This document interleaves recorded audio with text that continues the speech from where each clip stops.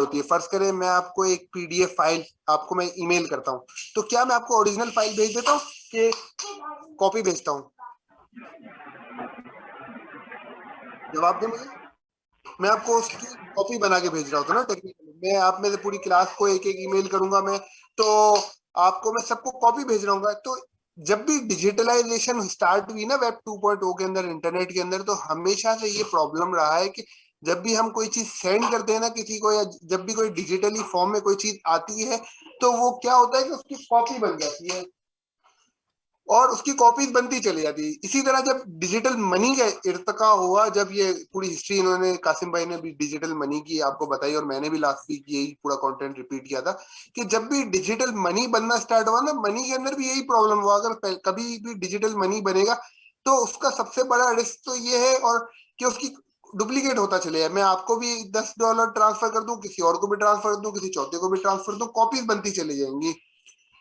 जो अगर हम कह रहे हैं कि हमें पूरा पैसा इंटरनेट के अंदर लाना है, इंटरनेट ऑफ मनी बनाना है as comparative to actual money, जो अभी एग्जिस्टिंग लेजर टेक्नोलॉजी चल रही है और सिर्फ बैंक सिर्फ लेजर में एंट्री कर रहे होते हैं और एक्चुअल पैसा अलग मूव हो रहा होता है। और अगर हम उसके बरक्स एक ऐसा मनी बनाने की कोशिश करें जो कंप्लीटली डिजिटल हो और डिजिटली मूव हो, तो सबसे बड़ा रिस्क ये था कि उसमें डुप्लीकेट ना हो जाए पैसा। तो इस डुप्लीकेशन को जो कहते हैं ना, तो इस डुप्लीकेशन वाली चीज को डबल स्पेंडिंग कहते हैं कि एक पैसा, एक $100 अगर मैं आपको ट्रांसफर कर रहा हूं तो किसी और को भी ना ट्रांसफर कर दूं, आप कैसे मेक श्योर करेंगे? तो ब्लॉकचेन के अंदर जो इंक्रिप्शन टेक्नोलॉजी है, जो हैशिंग टेक्नोलॉजी है, वो इंश्योर करती है। इस टेक्नोलॉजी का सबसे बड़ा बेसिकली प्लस है, इससे सबसे बड़ी जो इनोवेशन इस ब्लॉकचेन टेक्नोलॉजी ने की है कि वो यूनिकनेस लाया है, डुप्लीकेशन या डबल स्पेंडिंग प्रॉब्लम को सॉल्व करा है इसने। ठीक है, hopefully I am able to answer your question. Okay जी, अब हम लोग आगे बढ़ें। मेरे ख्याल से नमाज का ब्रेक भी हमने यूटिलाइज कर लिया है सवालों के अंदर, और अगर कोई क्वेश्चन नहीं है तो फिर हाथ जो है वो आप डाउन कर लें, लोअर हैंड कर लें। सर आखिरी क्वेश्चन था सर, जी ये जी बोलें। सर ये अगर ओवरऑल देखा जाए तो जो ब्लॉकचेन टेक्नोलॉजी है, इट्स अ रिलायबल कम्युनिकेशन, ठीक है, सॉर्ट ऑफ, कि मैं खाली खाली पैसों के लिए कर सकता हूँ, क्योंकि मैं अक्सर देखता हूँ फोरम्स पे नहीं, या खाली उसमें। कैशों के लिए नहीं है, दैट्स नॉट ट्रू। एग्जैक्टली। अब नेक्स्ट क्वेश्चन मेरे, अक्सर मैं फोरम्स पे देखता हूँ कि फ्यूचर टेलीकॉम जो है वो ब्लॉकचेन पे होगा, फाइनेंशियल सिस्टम्स तो खैर आपने एग्जांपल दे ही दी ऑलरेडी, ठीक है। तो इस तरह मुझे ऐसा लग रहा है it's a kind of a protocol, just like network protocol होती है मैसेजिंग की। तो हम ये एक रिलायबल प्रोटोकॉल बना सकते हैं कि पेलोड मेरा कुछ भी हो, पेलोड में मेरा ट्रांजैक्शन भी हो सकती है, पेलोड में मेरी कोई और इन्फॉर्मेशन हो सकती है जिसको मैं वैलिडेट कर सकूं। Is it like that? So universal database, a database which is immutable, right? And और वो डेटाबेस में आप एक्चुअल में सारा डेटा नहीं डालेंगे। जो क्रिटिकल मैसेजेस होंगे, जो क्रिटिकल मैसेज होंगे, वो क्रिटिकल मैसेज आप इस लेजर में डालेंगे, right? Because the ledger has cost, ठीक है, उसकी एक कॉस्ट है और राइट, उसका स्टोरेज जो है वो बहुत ही कीमती है। इसीलिए बिल्कुल सही, जितना बिल्कुल ज्यादा सही। स्टोरेज बढ़ाएंगे आप, जितनी ज्यादा फालतू की चीजें रखेंगे, उतनी कॉस्ट आपको ज्यादा पड़ेगी। ठीक है जी? Agree agree agree. ओके, लेकिन ये यस। मेरा क्वेश्चन टेलीकॉम की इम्प्लीमेंटेशन क्या कहलाती है? क्योंकि अक्सर फोरम्स पे ये आ रहा था कि telecom is future, is blockchain, क्या मतलब उससे मीनिंग क्या ली जाएगी अगर हम उसको उस कॉन्टेक्स्ट में ले? अगर उस कॉन्टेक्स्ट में आप लेते हैं तो मेरी एक इमर्जिंग टेक की शायद वीडियो भी पड़ी हो। देखें, प्रॉब्लम ये है कि द थिंग इज के एग्जांपल, मेरे ख्याल से वो एग्जांपल दी थी एरोप्लेन वाली अपडेट्स जो हो रही थी। अच्छा देखिए, नहीं सर। टेलीकॉम के अंदर मैं आपको आसिफ भाई वो एग्जांपल। वीडियो प्ले नहीं करी हमने, वो आप प्ले कर सकते हैं आज क्लास में। अच्छा, वो किस पे थी यार वीडियो? यूट्यूब पे थी, मैं लिंक दूं आपको? हाँ प्लीज दे दें। अच्छा देखिए, है ये कि टेलीकॉम हो या कोई भी ऐसी इन्वायरमेंट हो, लेट्स सपोज कि आपका माइक्रोसॉफ्ट विंडोज है, ठीक है, उसके अंदर जी अपडेट्स आती हैं, ऑटोमेटिकली जी, अपडेट्स आती है आपके मोबाइल पे, ऑटोमेटिकली अपडेट्स आती हैं। अब करेक्ट, आप कैसे वेरीफाई करेंगे किससे आ रही है? अगर कोई इंट्रूडर जो है वो आपको अपडेट भेज रहा है बिल्कुल तो सही। आ सकता हाँ है। तो अब मोबाइल और लैपटॉप्स या आपके जो ऑपरेटिंग सिस्टम है शायद इतने इतने जो है वो क्रिटिकल ना हो, लेकिन अगर एरोप्लेन है, जी ठीक है, एरोप्लेन में भी सिस्टम यूज होते हैं। अब जी, एरोप्लेन के अंदर अपग्रेड का सिस्टम यूज हो रहा है और किसी ने जो है वो उसको हैकेबल सिस्टम वहां डाल दिया, तो जितने भी मतलब एक क्रिटिकल हो जाएगा ना, लाइफ थ्रेटनिंग हो जाएगा ये बिल्कुल बहुत ही। बिल्कुल बिल्कुल। तो अब ब्लॉकचेन वहां पे कैसे हेल्प कर सकता है? ब्लॉकचेन ऐसे हेल्प कर सकता है कि जो मैसेज आ रहा है, जो अपडेट का मैसेज है, अगर आप टेलीकम्युनिकेशन की उसमें बात करें तो वो एक मैसेज है। जी मैसेज वैलिड है या नहीं है उसको आप वैलिडेट कर लें। जितने भी एरोप्लेन हैं, ये एग्जांपल अभी आएगी यूट्यूब की, अभी जो शेयर कर रहे हैं उसमें भी हम देख लेंगे।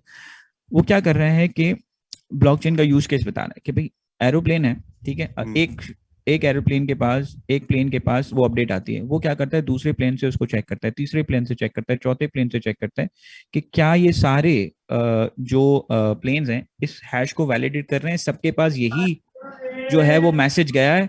अगर लेट सपोज के जो मिसाल के तौर पे उसकी कम्युनिकेशन में इस वक्त 50 एरोप्लेन है और उसमें से 30 या 40 उसको वैलिडेट कर रहे हैं कि हाँ ये मैसेज तुम्हारा सही है, तो इसका मतलब है कि वो उसको अपडेट को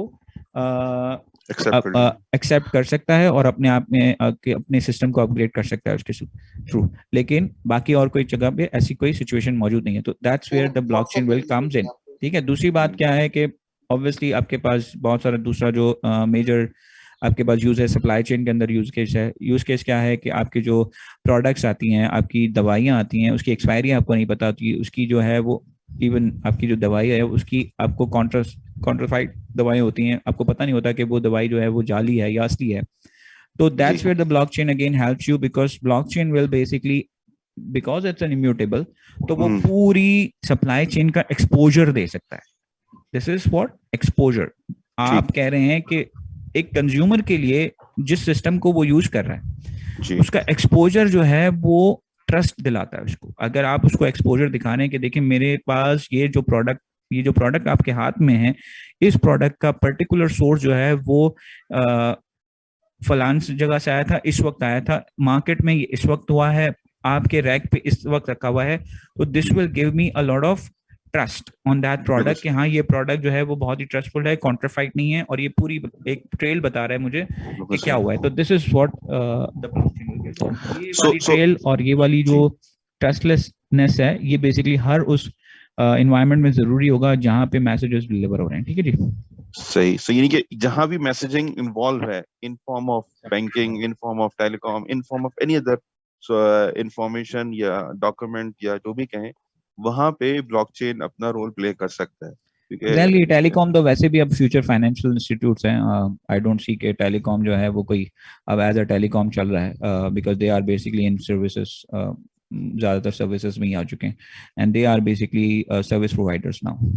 जी जी, क्योंकि नॉर्मली यहाँ मैं जीसीसी में, सऊदी अरब में होता हूँ, तो यहाँ पे जितने भी टेलीकॉम ऑपरेटर्स हैं उन्होंने मोबाइल पेमेंट अपने सिस्टम्स बनाए हुए, और वो बेहतर है, बैंक इवन बैंक से बेहतर है वो, कि आप फास्ट एंड फॉरवर्ड यानी with in 1 minute payment transfer हो जाती है।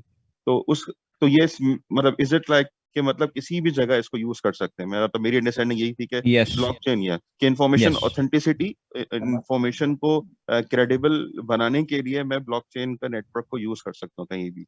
जी जी जी बिल्कुल। Thank you. सर मेरा क्वेश्चन है कि हमने पिछले एक स्लाइड गुजरी वहां पे बात की थी ब्लॉकचेन के साथ स्टोरेज की, तो मुझे ब्लॉकचेन की स्टोरेज में कंफ्यूजन है कि क्योंकि ब्लॉकचेन खुद एक एज अ प्लेटफॉर्म है, अगर हम कुछ करें तो उसके प्लेटफॉर्म पे डाटा स्टोर हो रहा था, सारी हैश वगैरह उससे हम वेरीफाई कर सकते हैं। तो फिर उसके साथ ये स्टोरेज दूसरे का क्या कॉन्सेप्ट आपने वहां पे मेंशन किया था, मुझे इसमें कंफ्यूजन है। जो भी मैसेज है आपका, जो बॉक्स है, बॉक्स के अंदर डेटा है, वो डेटा कहाँ स्टोर होगा? वो ब्लॉकचेन पे स्टोर होगा। ठीक है, अब ब्लॉकचेन जो है वो लेजर है। अब मिसाल के तौर पे आपने दुकान में, आपकी शॉप है, लेट्स सपोज एग्जांपल है, आपकी शॉप है। अब शॉप के अंदर एक बुक पड़ी हुई है जो कि लेजर कहलाती है। अब वो लेजर के अंदर कोई अपनी जो है वो कहानियां लिखना शुरू कर दे, लेटर लिखना शुरू कर दे, ऐसे लिखना शुरू कर दे, तो अगर आपके वालिद साहब उस लेजर को मेंटेन कर रहे हैं तो वो आपका क्या हाल करेंगे? ठीक है ना, तो वो आपको बताएंगे कि भाई ये किस चीज के लिए था और तुमने जो है उसका बेड़ा गर्क कर दिया।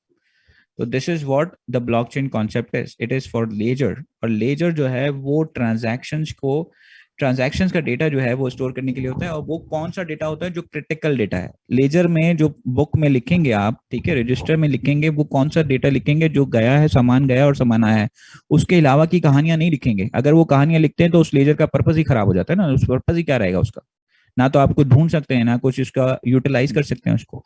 So this is the concept.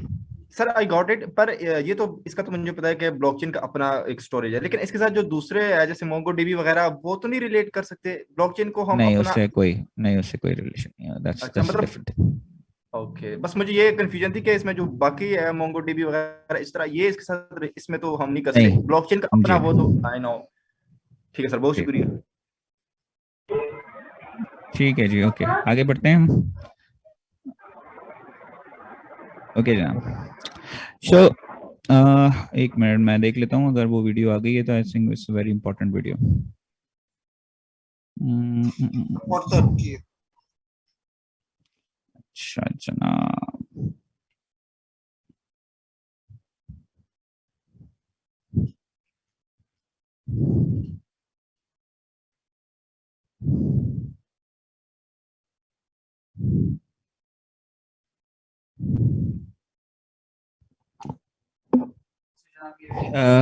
एक मिनट मैं शेयर कर रहा हूँ अपने दोबारा से वीडियो, और ये वीडियो का लिंक मैं वैसे भी यहाँ पे डाल देता हूँ, आप लोग अपने पास भी चला के देख लें, चैट पे भी डाल देता हूँ मैं।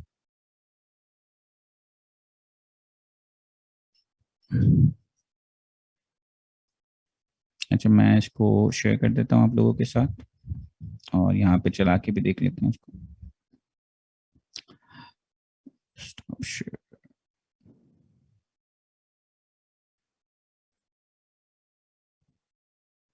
मुझे बताइएगा अगर आपको ये नजर आ रही है तो। जी नजर आ रही है।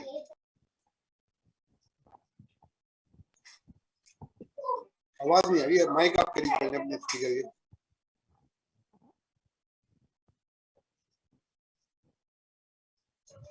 आवाज नहीं आ रही कासिम भाई।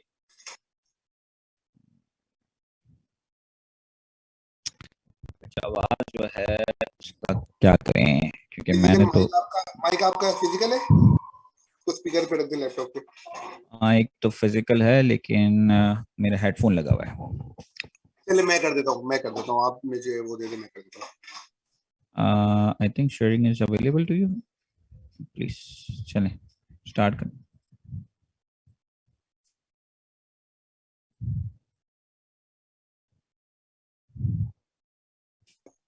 हाँ एक मिनट। हाँ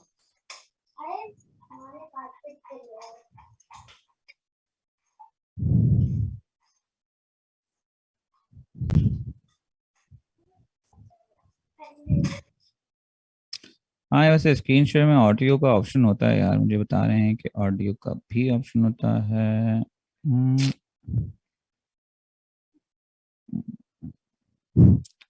आनी तो चाहिए वॉइस वैसे। जी, आप कुछ देख रहे हैं?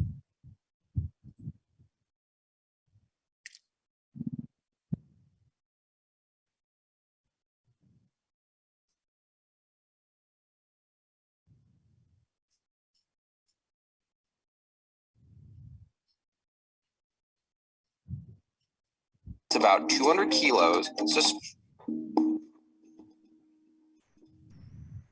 To understand blockchain, let's go back to 500 AD on the island of Yap, located in what is now Micronesia. The Yapese people had stones like this everywhere. This is a Yapese coin. It was their money. It's about 200 kilos, so spending these like modern coins, that posed a bit of a problem. Well, the Yapese solved this by not ever physically moving the coins. The coins were placed in very visible locations on their tiny island. Every adult Yapese knew who the owner of each coin was by memory. When two people wanted to transact, they would announce the change in ownership to the other Yapese, who would all update their knowledge of whom the coin belonged to. Voila, the coin was exchanged. The Yapese were using what we would call a distributed ledger. It's a ledger in that each Yapese had a mental record of the ownership of all coins, and they would mentally update that ledger anytime there was a transaction. It's distributed in that the ledger wasn't just known by one person, it was known by all people. Now, the Yappies could have asked one person to keep track of the mental ledger of coins. That person would have to be really trustworthy in terms of both honesty and administration skill. The monopoly that person would have on transaction activity might lead them to charge a fee or make rules for who and when one can transact. And problems would arise if that person fell ill, decided to leave, or if their integrity was compromised in some way. That central person would be a bank. Distributed ledgers perform many bank-like functions without requiring trust in a central entity. In the Yappies example, a person can't tamper with the ledger and claim ownership of a stone that doesn't belong to him, lest all the Yappies come forward and contradict his claim based on their knowledge of the ledger. So fraudulent transactions aren't likely. Also, if one particular member of the tribe isn't available or moves away, thereby losing a copy of the ledger, transactions can still be validated by the other Yappies, so the system is fault resistant. Perhaps most interesting is what happens if a coin gets destroyed or lost. In one instance, a large stone fell overboard on the way back from the island where they quarry the stone. No problem, the other Yappies decided. We can imagine your coin sitting there in the ocean, we'll give you credit for it, and we will mentally use it for transactions like we do with the others. So even if for all practical purposes the coin doesn't even exist, they could still use it to transact. Distributed ledgers turn out to be one of two key concepts you need to understand blockchain. मैं इसको समझा दूं, थोड़ा सा explain कर दूं। अच्छा देखिए, यहाँ पे ये जो बात हो रही है, ये क्या बात हो रही है कि यापी जो है वो एक अच्छा, ये एक हिस्टोरिकल पत्थरों के ज़माने की बात है कि हो क्या रहा है यहाँ पे कि इनका जो निज़ाम है वो निज़ाम कुछ इस तरह से है कि उस वक्त क्योंकि करेंसी वगैरह नहीं थी, तो ये बहुत बड़े बड़े पत्थर हैं, ठीक है, और ये पत्थर जो है इसके बीच में होल है, तो इन बहुत बड़े पत्थरों का यूज़ क्या किया है यापी वालों ने कि उन पत्थरों को एज अ करेंसी या एज अ लेजर यूज कर रहे हैं। मिसाल के तौर पे अगर आपने, अब ये बहुत बड़े पत्थर हैं, सबको दिख रहे हैं और ये एक जगह पड़े होते हैं, अगर इनको लेके जाना है तो ये जो होल है इसके बीच में वो लोग एक लकड़ी का रख के और उसको फिर मूव करते हैं एक जगह से दूसरी जगह। और इसका एक कहानी ये है कि ये जिस पत्थर जिस शख्स के पास है उसकी ये मलकियत है, और वो उसके अलावा जितने भी उसकी जो उस पत्थर के हिसाब से जिनके पास जो चीजें हैं वो उसकी ओनरशिप भी वही रखता है। तो अगर लेट्स सपोज कोई सरदार है, ठीक है, और सरदार के पास ये पत्थर है तो वो रईस में शुमार होगा, अमीर तरीन आदमी में शुमार होगा। तो ये कुछ इस तरह का है, ठीक है जी। तो ये जो पत्थर है ये बेसिकली एक एक लोकेशंस पे पड़े हुए और इनको कोई हिला नहीं रहा, और यहाँ पे जो भी किसी को किसी के पैसे देने हैं तो वो यहाँ पे लिख दिया जाता है इन पत्थर पे, और इन पत्थर को जो है वो सारे अलग अलग जो पत्थर हैं सब पे जो है, सब पत्थरों पे एक ट्रांजैक्शन लिख दी जाती है कि फलान को फलान के पैसे देने। अब बात ये है कि ये जो सिस्टम है ये बेसिकली क्या हो गया, ये पूरा डिस्ट्रीब्यूटेड सिस्टम हो गया, ठीक है। क्यों? क्योंकि एक पत्थर पड़ा हुआ है और उस पत्थर पे एक चीज लिखी हुई है, बाकी के पत्थर पे भी लिखी हुई है। अगर कोई शख्स लेट्स सपोज के उस पे लिखने वाला जो शख्स है वो बीमार हो जाता है तो दूसरे पत्थरों से वो टैली हो जाता है कि दूसरे पत्थर पे जो ट्रांजैक्शन है वो फिर भी होनी है, ऐसा नहीं है कि वो ट्रांजैक्शन नहीं होगी। मिसाल के तौर पे अगर वो बीमार हो गया, एक पत्थर पे जो शख्स है जिसमें उसको लिखना है वो अगर बीमार हो गया या वो नहीं लिख सका तो दूसरे लिख सकते हैं और वो फिर बाद में उसको टैली कर सकता है, ठीक है।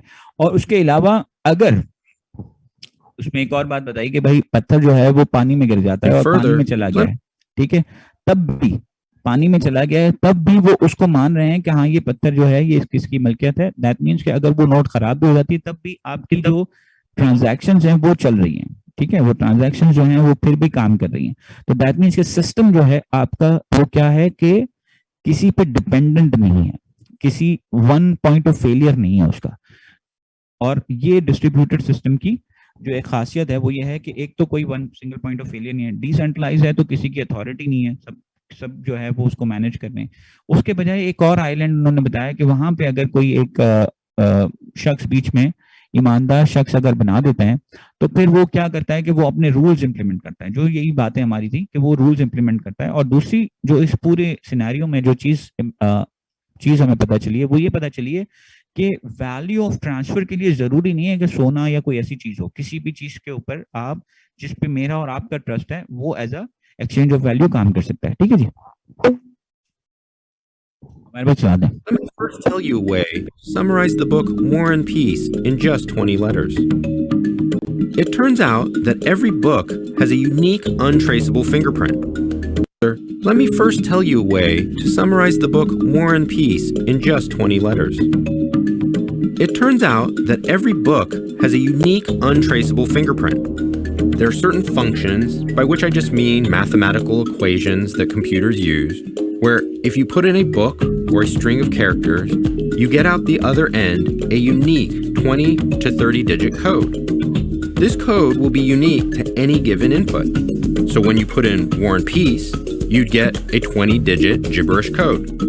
If you put in the exact same copy of War and Peace, but with one comma changed, you'd get a totally different 20-digit code. These codes would be so different, you'd be unable to connect either code to one another or the original versions of War and Peace. Functions that do this have some amazing uses. You can use them to validate information. Let's say you were about to sign a lease and you wanted to make sure that you're signing the same copy as the landlord. You could drop your version and the other into the function, and if there was even a comma difference, they'd yield different 20-digit codes. You can also use functions like this to obscure your identity.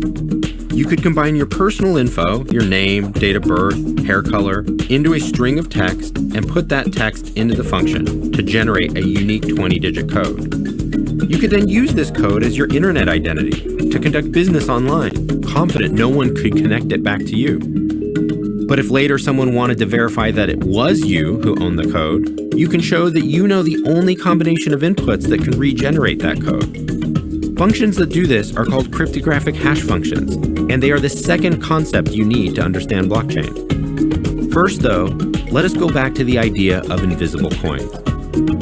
We know from the island example that a distributed ledger allows you to transact with coins, even if the underlying coins don't exist, just like the coin at the bottom of the ocean. We also saw how it is nearly impossible to steal coins. This was because each Yapese knows who owns a given coin and whether any transactions have changed that ownership. Now imagine that these ledgers, instead of being stored in people's heads, are stored in computers online around the world, managed by incentivized volunteers. It would still work just like with the island. Each computer would have a अब इसमें एक नया concept आ रहा है hashing का। Hashing किसी को हमने लास्ट क्लास में डिस्कस की थी, किसी को याद है? ये हमने नहीं की थी डिस्कस।